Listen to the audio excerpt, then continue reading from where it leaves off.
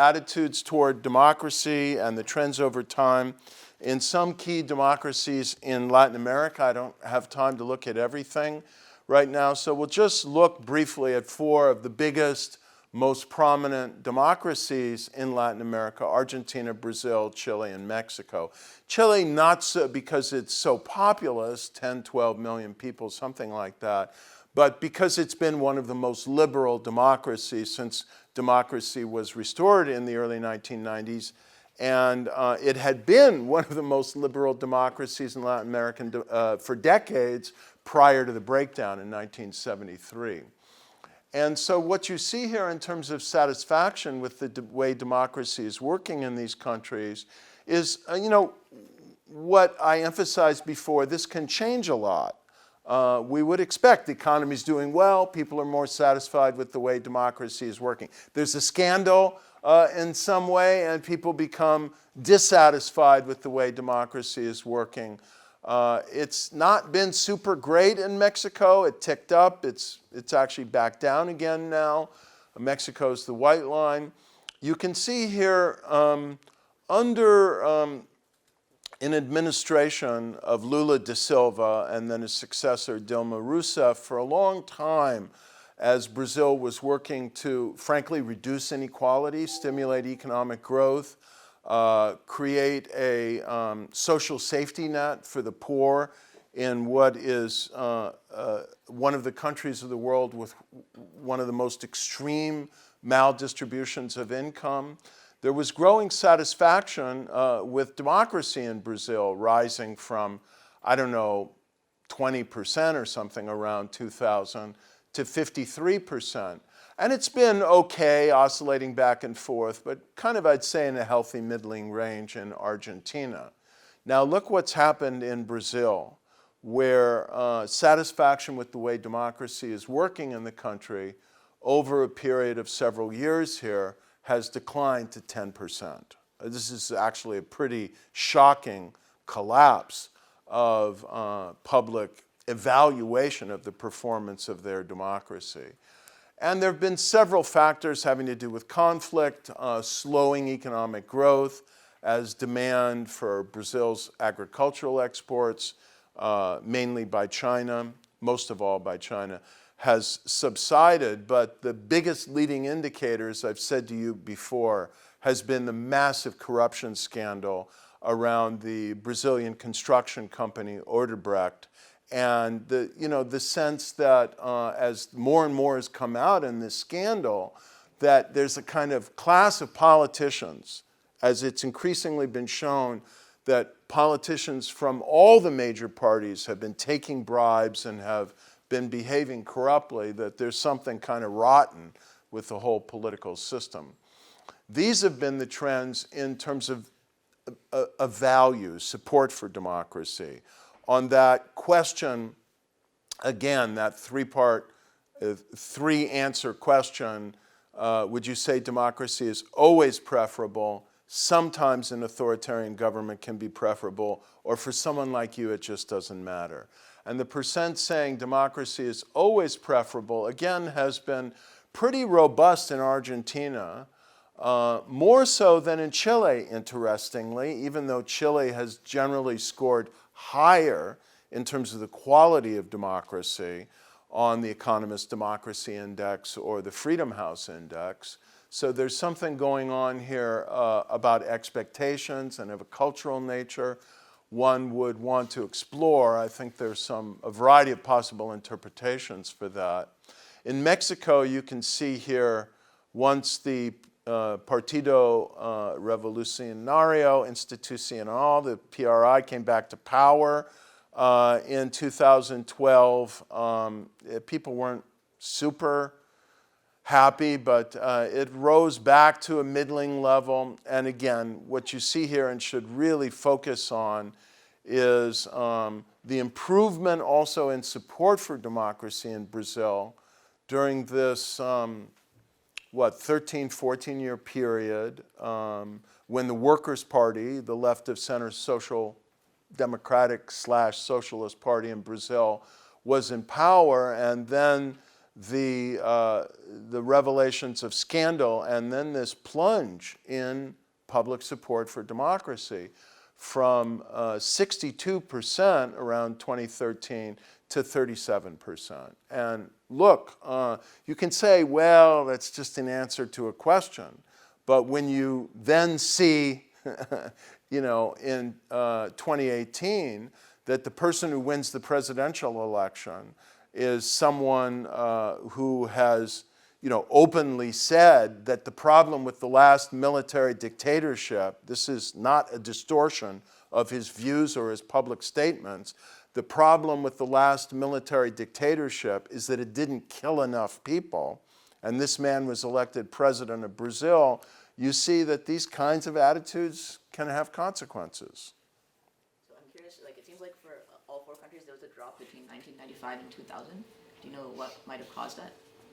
I'm pretty sure it's in response to economic circumstances. Okay. And we would think that satisfaction with the way democracy is working would respond more dramatically to how things are going. But, you know, if the drop is big enough and protracted enough, it can affect how people think about the system in terms of what should be, not only evaluation of what is.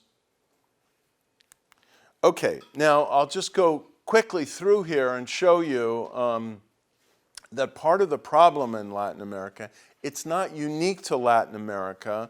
It's particularly severe in Latin America, but it is a problem to some extent in a lot of democracies around the world, particularly democracies with high levels of information, high levels of education, and therefore high expectations on the part of the citizens for transparency and better conduct, that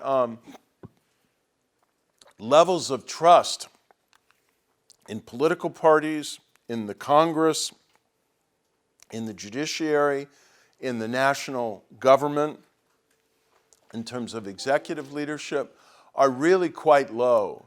So, you know, we kind of bifurcate the answers here. You can take those who are saying, yes, I have a lot of trust in parties, or I feel some trust in parties, and take that as at least, you know, a measure of some degree of trust.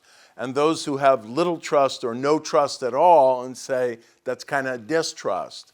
And the levels of distrust in parties are, even where support for democracy is pretty resilient in Argentina, you know, 76, 77%, 87% in Brazil, about 83% in Chile, about 73% in Ecuador, and so on, and about 83% in Mexico, if you add these last two columns, saying they don't trust political parties as a group.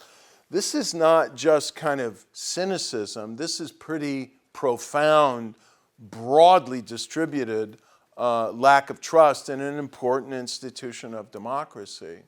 The same is true, not quite, there's not quite as high levels of revulsion in the national representative body, the parliament or Congress, National Assembly in these countries. But again, it's pretty high. It's 2/3 in Argentina, 3/4 in Brazil, 3/4 in Chile, you know, almost 70% in Mexico. Don't trust their Congress either. This is a couple years ago. Now, I have, for convenience, the data from 2010 in some of our Asian barometer countries, and it's just to demonstrate to you the point that I was making a few minutes ago, that the irony is that in the more liberal democracies that are less corrupt and functioning better, but where there's high levels of education, high levels of information, more demanding citizens, there's not much trust in political parties, the green bar, or parliament, the red bar. And we find this kind of growing pattern in the advanced industrial democracies. It's much better in Germany. It's worse in France and Italy, where, you know, most people just don't evaluate their politicians, political parties, and even some other institutions very highly. Where there's lower levels of education and information, there can also be rather more deference to the institutions and at least more middling levels of trust versus distrust. And then in Singapore, well, I mean, the evidence is the evidence, you know. The regime has worked very well to deliver economic growth, political order. The streets are very clean. It's a beautiful garden city. And I think there's a significant slice of the Singaporean public, more so younger than older Singaporeans, who'd like more freedom, more space, and so on. But they, you know, they trust their leaders and much more than in the other countries, yeah. I read that during like Congresses, like U.S. Congresses, sort of like dip in approval, like support for your own representatives, Yeah. like consistently stayed Right. high. Is that, do we see like a similar phenomenon playing out? Like, I don't have the data for that for these other countries, but you are absolutely right. There is a consistent pattern in the United States that trust in Congress is very low. It's actually right now about this same level as in Korea and Taiwan. But if you ask, well, what do you think of your own personal representative in the US House of Representatives? And then you get a much different figure. They think the body's corrupt, but their representative is okay, yeah? Kind of the same question, it's a little Okay. bit different because, okay, when we had kind of the same about Ukraine, so if you ask people if they trust in institutions, In the Ukraine. majority they say, well, the majority of the trust is low, but when you start asking people on what the institutions are responsible for, so people have no clue. So basically they can blame the parliament of not implementing what the president's Right. branch should do. So I'm just curious if here people understand what the parliament stands behind, because sometimes it's the government who doesn't perform, or I don't Right. know. Well, If it's a presidential republic, it's the other way around. you know, there are differing levels of understanding. And one of the empirical things we can do that I think is quite interesting, because we do have quite detailed data from the respondents on their levels of education, how often they read the news, how closely psychologically they're involved with politics. So, you know, you can relate that to levels of trust. You can even probably do it in the online analysis. I invite you to do it if you're highly motivated, and you know, see what the relationship is. Yeah. Just because this is something that's been a bit topical right now in the news, do you have similar information on these polling on Venezuela right now? Or over the last decade or two? We could find it from the Latino Barometer for not the current moment, but say for probably 2017, if not 2018. And to say we is to say you. So if you go to latinobarometro.org, you know, you just go to the online data analysis, and you can go to trust, you can go to support for democracy. They do survey in Venezuela. We've got that data. And it's a very mixed picture. It's not as sweeping a rejection of the system as you might imagine. Now, as the economy is completely collapsing in Venezuela in these weeks and months, I think the support base for the Maduro regime is eroding. Just because people are desperate, they're going hungry. You've got 3 million refugees. But there has been, at least until fairly recently, a real popular support for this base, for this regime. I think not a majority, but a substantial minority who felt they were lifted up out of poverty and empowered by Hugo Chavez, and so they're still kind of supporting that regime type, but it's eroding. Yeah.